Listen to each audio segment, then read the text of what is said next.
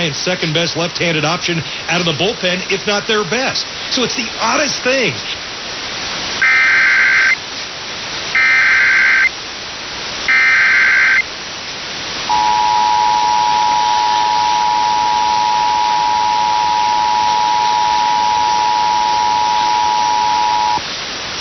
The civil authorities have issued a civil emergency message for Warren OH, beginning at 7:44 p.m. and ending at 7:59 p.m.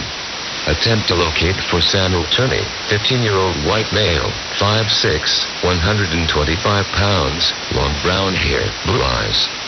Last seen wearing green sweatshirt with seaside writing, blue jeans, canvas running shoes. Last seen in the Landon area.